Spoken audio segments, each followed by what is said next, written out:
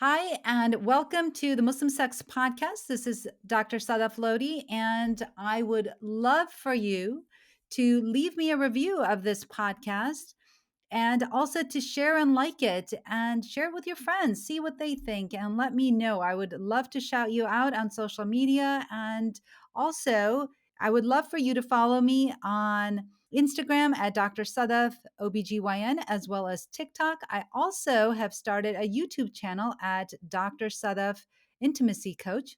I'd love for you to follow me on all of those channels. And most importantly, I'd love for you to become a patient. I am now accepting telehealth patients for sexual health as well as menopause health in New York and Michigan. So if you are a woman that is looking for a doctor that understands you and can actually take the time to listen to all of your concerns, reach out to me. Reach out at Dr. Sadaf at drsadaf.com.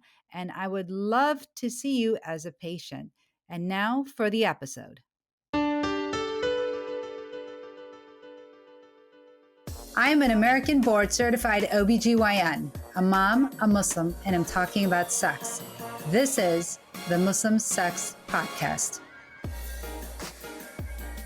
Hi, this is Dr. Lodhi, and I am live here from the North American Menopause Society at the conference with Drs. Menn and Dr. Rahman. And we are here today to go over all the latest things and treatments and research on menopause and what you can do about it. So this podcast is going to be everything you need to know about menopause and beyond. Yeah, from the Menopause Society. That's right. But before I get into it, the first thing I want to make very clear is that I am not giving any type of medical advice. So if you are having any medical issues, please speak with your healthcare provider. And if you have any questions about your religion, please speak with your friendly neighborhood religious leader. This is the Muslim Sex Podcast because I just happen to be a Muslim woman that talks about sex. That's right. We're very excited to be here at the Menopause Society conferences in Philadelphia, and their theme has been sort of what they want to call precision care. So that really means individualizing your care for menopause. So, it's really a matter about, making the decisions with whoever's treating you, whatever clinician is treating you. You have to make a shared decision, but it's really based on your history, your genetics, your environmental factors, all of that combined. And so this has been a great, they're presenting great research.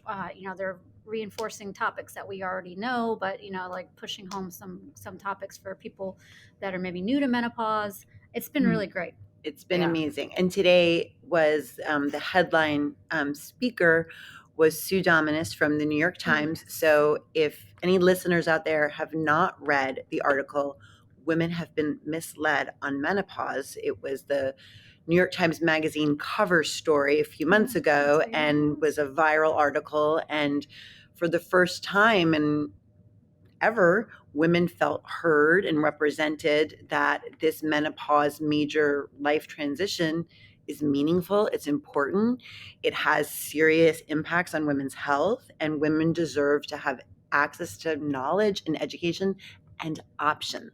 Right. Yeah. And Sue Dominus said there are a lot of options. Yeah. And she's like, I'm not here to proselytize hormones, although let's face it, women were misled on the benefits and the risks, and that for the vast majority of women, hormone therapy is appropriate, safe, and the benefits far outweigh the risks. But it's not their only option, of course. But at least the conversation's been started. Right. Absolutely. And what we also know is that the best time to go on hormones is within 10 years of undergoing menopause, to the menopausal transition, which is where you don't have a period for a whole year, and if you're less than the age of 60. So that's the ideal time. Right. Yeah. And so I just jump in to put that out, is because you always have women who say, well, my last, I'm 62, but my last period was at 57. So really the 10-year window goes to like 67 for her. Yeah. Right. So sometimes that 60 number gets people scared and it was just 60 because the average age of menopause is around 50, 51. Yeah. And remember, it's shared decision making, right? So if you tell a patient, like I have many patients who come to me and they're like 60 something and they're like, well, I mean, I exercise every day. I have a perfect cardiovascular risk profile. I'm up to date on my mammograms. I've been screened for colon. I mean, they're in great health. and they want to continue their hormones, indefinitely. It's a year-to-year thing. Obviously, we always look at, but I mean, you have to look at the patient as an individual, and I think that was one of the big driving home points. Remember, menopause is a retrospective diagnosis, and perimenopause is a clinical diagnosis. So a lot of these things, we come to and kind of after the fact. But when you're going through it, there's help for you. And I think one of the big messages was also, like, the symptoms can really vary. It's like it's not only just about hot flashes. It's not only just about, night sweats. There's so many things that women go through. I always say, wherever you have estrogen receptors in your body, you can have something from menopause. So it's dry eyes, it's joint pain, it's Brain fog. brain fog, Yeah. cognitive distress, Irregular periods. Yeah. And what I think cognitive distress is one of the biggest reasons Yeah. people come in. That's what, and it was actually one of the points that Sue Dominus made today, is that one thing that she hopes is that other specialists, not just OB-GYNs, but psychiatrists, rheumatologists, Yes. Other specialists, orthopedic surgeons, recognize that when you've got a woman who comes in at midlife and they've got symptoms of, say, joint pain or new mood disorder, you have to think about what is happening in her life, and is she having a major hormonal transition? Yes, she is. And you as a specialist need to know how your specialty is affected by the menopause transition. Instead of maybe scaring her that she has a brain tumor, talk to her about that maybe her brain fog It's from the hormone is transition. from the hormone, and that maybe estrogen therapy would be appropriate for her, Right. instead of giving her $1 million workup for a zebra when you should be looking at the horse. The horse, yeah, Right, exactly. right. I think that's a really good point that you bring up, is that, it's not just one specialty that should be looking at menopause, but because menopause encompasses everything, right? Everything in our body, it affects really all of our organ systems, that Yes. all physicians should at least be a little bit literate Yeah. on what's going on, Sure. and not scare women and not say that they can't have estrogen or hormone therapy, or that, they're going to develop blood clots and breast cancer and all that stuff. I think that it's really important for them to go over their risks Right. with their And clinicians. I think, most of the fear is, most of you who are listening probably have some idea, but just in case you don't, one of the biggest studies that ever came out on women in general was the Women's Health Initiative. I call it the Y2K of women's health Yeah. because it happened around 2001. Yes. 20 years have gone by, and some people are still practicing like it was 20 years ago. But, the big sensationalization came out through the media and through our government funding and all this stuff, that, hey, you know what? Hormone therapy causes breast cancer. And so everyone freaked out. And this is what the narrative that some people still have in their head. So I was glad that Sue kind of like, in her story kind of discussed that a lot, was the Women's Health Initiative, and why that was such a big, an amazing study, and all the sort of post-hoc analysis have really been in favor of hormone therapy.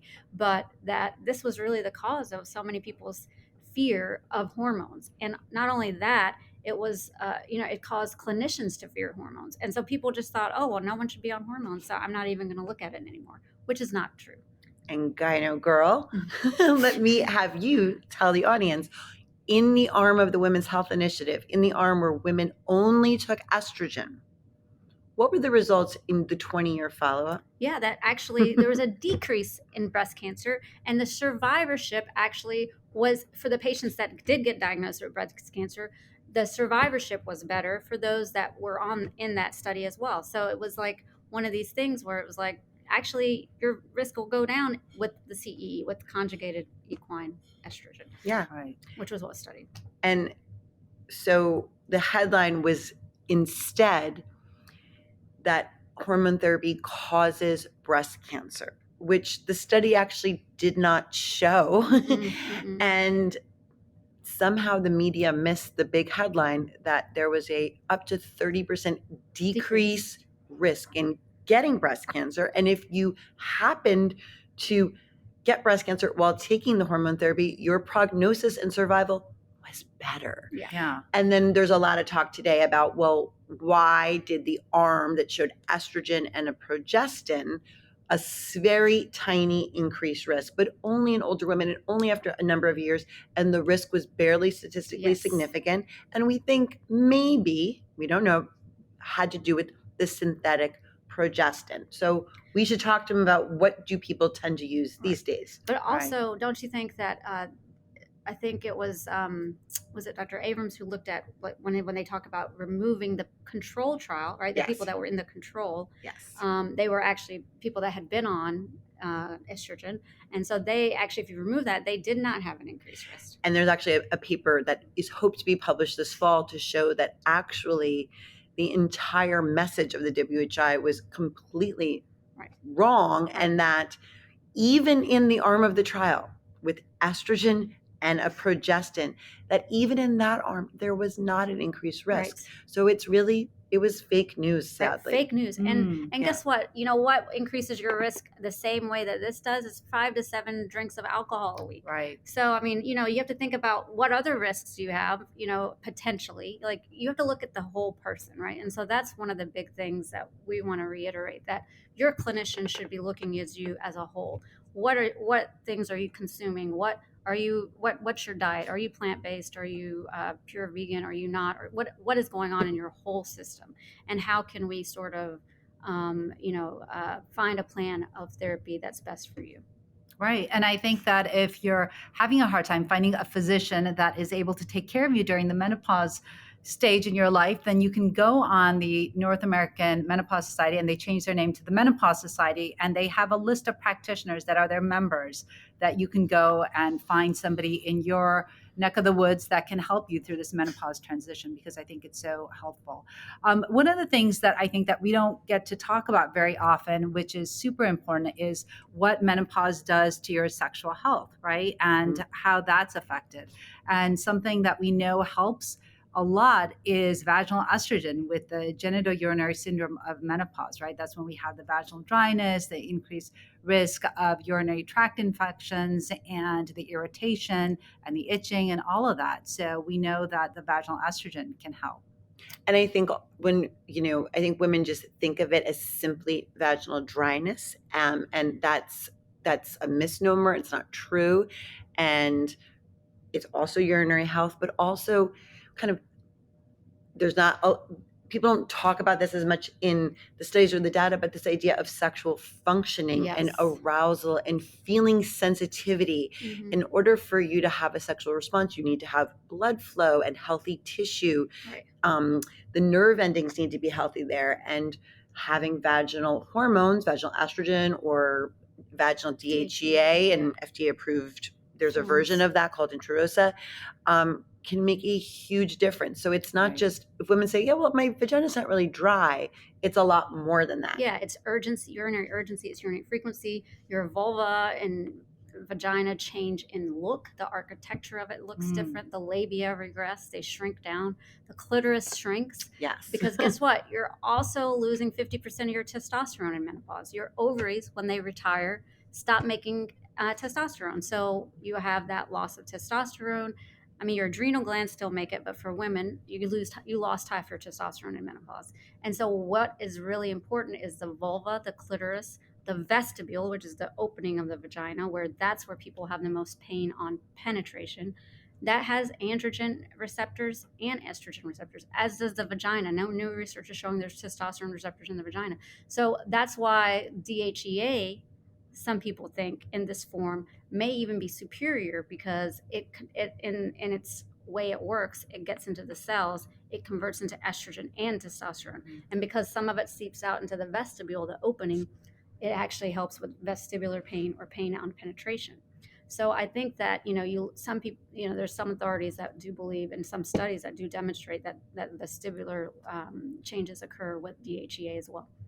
I mean, so what you're looking at is not just what's happening with estrogen. And guess what? When you lose 50% of your testosterone, what else might happen? You might lose your desire. Like, you might just, absolutely. and it's fine if you lose your desire and, you're a couple and you're fine and we're both it not doesn't having bother sex. you, yeah. But hey, I'm frustrated, I want to have more sex. Then you know what? You should look into what we call hypoactive sexual desire disorder, and whether or not testosterone therapy might be for you.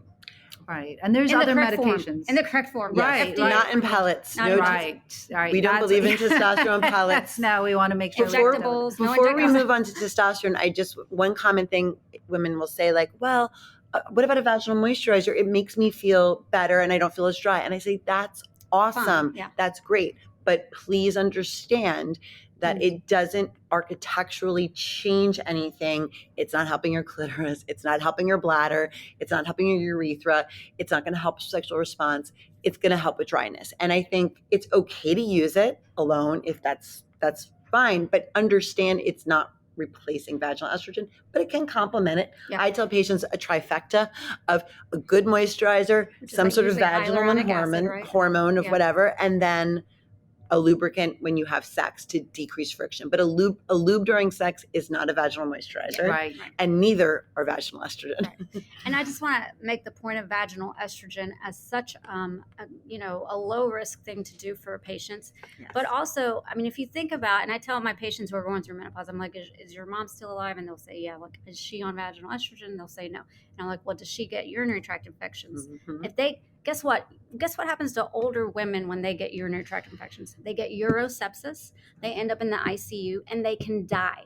So in fact, I tell patients that vaginal estrogen can be life-saving. Like it can literally save an 80-year-old patient's life, or 70-year-old, whoever, like anyone that's compromised. Right. So I just, I think it's one of the most common reasons for an older woman to go to the ER is from having a fever, low back pain, or UTI. Yeah. And all of us are OBGYN trained, and all of us in our residency saw, because we came up of the age where no one was talking about this. We saw older women coming to the hospital from nursing homes with horrible vulvar ulcers, horribly thin, dry. They were really uncomfortable. Mm-hmm. They were sitting in diapers and literally suffering when not all of it, but much of it could have been prevented with something simple like vaginal estrogen, right? Yeah. And it's very sad. Mm-hmm. Yeah. Absolutely. Really and sad. The FDA doesn't help by putting a big black box warning on vaginal estrogen. So tell everybody, because I think that's super important for women to understand. So that's what sometimes patients, when they get their vaginal estrogen, are like, Dr. Rahman, it says I might get cancer or a blood clot or whatever. And so, there's different versions. There's vaginal estrogen, which is locally absorbed, and there's systemic estrogen, which is systemically absorbed. It increases your blood levels of estrogen. And so while you use vaginal estrogen, maybe in the first 2 weeks, if you're using it every day, you might get a little bump, and then it goes down over time, because you have to use it, as Rachel Rubin says, till death do you part. Like you have to use when you stop it, it doesn't work anymore. Yeah. So I think that that's an important thing, is that it doesn't increase your systemic levels, and so you don't have the same risk as when you take it to prevent hot flashes or to help your cardiac health or to help your bone health. It's not the same version. So definitely there are patients who cannot be on hormones at all, but the majority of women can actually, or I should say vagina owners can actually be on vaginal estrogen. Even breast cancer survivors. Right. Yes. Yes. I'm a long-term breast cancer survivor, and it shocks me how many breast cancer survivors out there just have no knowledge of this, and their doctors aren't telling them. And it's really sad, because we have, I think they said at our breast symposium that we did, I think that we're having like up to 300,000 new survivors added to the population every year. Mm-hmm. So that is just a huge population of women out there who may have the incorrect notion that they need to suffer with genitourinary syndrome changes in menopause when they can effectively be treated. We have lots of different vaginal estrogen options, different doses, different versions, but they're all local hormones and, like you said, not systemic, and you can take it. Right. And if your oncologist or your GYN says no, you have to ask them, where's the data, and them telling no, because the guidelines are actually the opposite of that. They can. Right. And as a gynae, I do actually talk to the oncologists of the patients. You have to kind of run it by them, especially a new survivor. Patients are very anxious. Yes. I was like, I'll confirm with your oncologist if you'd like, and they were like, okay, sure. So then, and most oncologists nowadays, I think, are getting more and more on board with it.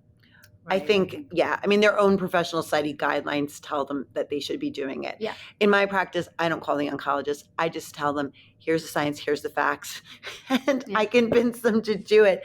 But rarely do you see pushback, but sometimes you still do it. And that's our job as doctors, just pick up the phone and talk to each other. Talk to each other. Precision medicine they talk about, individualized care. Yes, totally. I think also what we talked about here and a few things that they mentioned was about the vasomotor symptoms, right? So we talked about the gender urinary syndrome of menopause, and a lot of research has also gone into vasomotor symptoms. So those are, the hot flashes, the night sweats, the mood swings, all of those things that Sleep. sleep disturbances that women can suffer through as they're going through the transition through menopause. And so some of the treatments are hormonal. We know that estrogen therapy, and there is a treatment that is non-hormonal, right? That Fezolinia. right? And that we know that you have to do a lot. You have to do your due diligence as a physician and check enzymes and liver enzymes and things like that. But there are options for women that don't want to go on hormones that are suffering from hot flashes and night sweats and mood swings. But I think the really important message is that the first line gold standard treatment is FDA approved hormone therapy. Yeah. And the Menopause Society just released their 2023 non-hormonal practice statement, reiterating that, but saying if you have a true contraindication, or if, yes, you've chosen not to take the hormones, but I wanted to say an asterisk here, many women say they choose not to take the hormone, but no one's actually given them the information of why the hormonal approach is far better for the vast majority of women. The non-hormonal options will treat your vasomotor symptoms and maybe help you sleep and all of that, but it's not going to protect your bones or your heart or your brain or your skin or your sexual health. But we do have options for people who absolutely can't. And Veoza is one of them, brand name new, but there's also the Menopause Society has this lovely position statement that outlines a bunch of other medications. And they talk about something which they said was level 1 research, right? Which was cognitive behavioral therapy. So that also helps, which I was really surprised, but it's I think it's really interesting. That's just talking about changing your thoughts and your feelings, and that leads to different actions. And you can go and try to seek a provider. Usually it's a psychologist or a therapist that focuses on cognitive behavioral therapy. It would be somebody that would be an option for somebody that doesn't want to go on hormones, but wants something for their vasomotor symptoms. And that research has shown that it's been helpful. And not only helpful for that, but I think at the last Menopause Society meeting, or maybe at Ishwish, great presentation on how CBT can be very, very helpful for desire and sexual desire. That's super powerful too. So that's a great combination there. Yes. So there's tons of research. There's been research done on group therapy as well as individualized therapy on looking at women and seeing that in 6 months and then in 9 months, how cognitive behavioral therapy, when we increase our mindfulness, and that's just, being present in the moment without judgment, really can increase arousal and desire in women specifically, and how that really, really helps in a relationship. So I think mindfulness helps in lots of different ways, and in coaching we use that a lot. But yes, CBT, absolutely. There's lots of data and research that shows that helps in arousal and desire, and now we know about vasomotor symptoms. So it's a nice adjunct. And I think that just goes to show, when you're talking about females who suffer from sexual dysfunction, whether or not it's pain, arousal, orgasm, or desire, you really have to, and this is a different topic for a different day, but really a biopsychosocial approach, right? You have to look at the biology, like are there hormones, are there neurotransmitters, what's going on, is there pain? But of course you have to look at, do they have anxiety, depression, whatever, but also, the whole thing, like relationship status, all that stuff. Maybe they just need a new partner sometimes. Yeah, that's what I tell patients. I'm like, I can give you some testosterone, but I can't change your partner. I can't fix your partner. It's something that. And when you talked about the biopsychosocial model, oftentimes we forget as clinicians that medications often affect libido and desire as well, right? We know that birth control can affect that. We know that hypertensive meds can affect that. Diabetes can affect it. A lot of things are able to affect desire and arousal. And depression medication. Yeah, and depression medication, absolutely. Big time, Right. So depression and anxiety also affect your desire and your arousal. So really important stuff over there.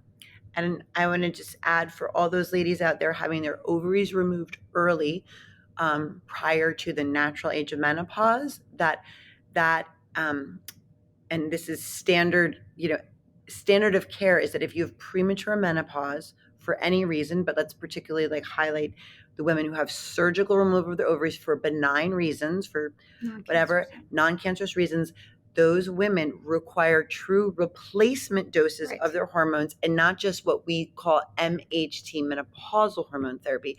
In those cases, it's true replacement. It's Right. the same idea as if we took your thyroid out, we'd replace it with thyroid hormone. If we, took your ovaries out, we're removing, like you said, 50% of the source of your testosterone and your only real main source of your estrogen. Right. So up until at least the natural age of menopause, you must have your hormone therapy replaced, and at probably slightly higher levels, or actually we know standard of care is at higher levels than what a menopausal hormone therapy regimen would look like for someone who is treating hot flashes and wanting to just have prevention of bone loss and genital urinary treatment. And on that same vein, are those women that experience premature ovarian insufficiency, right? When they have premature ovarian loss, really basically your ovaries are not working, you're less than the age of 40. It's kind of the same idea, which Dr. Menn said, is you want to get that hormonal replacement up until the natural age of menopause. Which is 51-ish. Yeah, and the same risks-benefit analysis do not apply to the woman who is younger as to the woman who is older. And so, 1 in 8 women in this country lose their ovaries prior to the natural age of menopause for benign reasons. Think about that number, 1 in 8. And in a recent publication, it showed that like less than 30% of them are counseled on actually having hormone therapy. And what does that do? It increases their risk of depression, anxiety, heart attacks, heart disease. The number one killer, dementia, the number one killer of women is heart disease. So we're taking their ovaries out for maybe some good reasons, but we have to address the elephant in the room that we're raising their risks of all these other things if we don't replace them.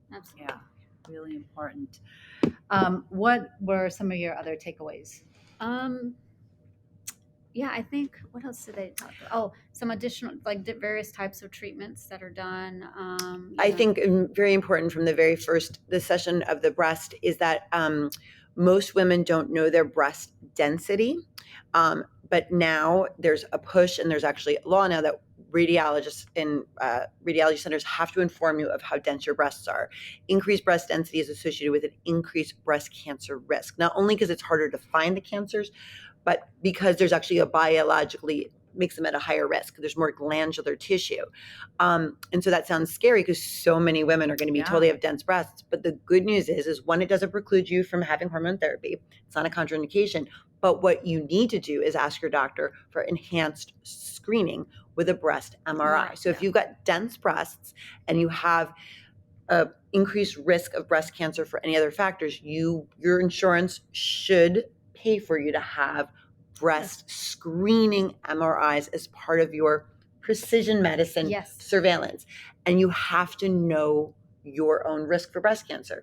And the other big point was that 1 in 4 women meet the criteria for genetic testing for gene mutations that increase breast cancer risk, but less than 10% of those 1 in 4 women are actually getting referred for testing.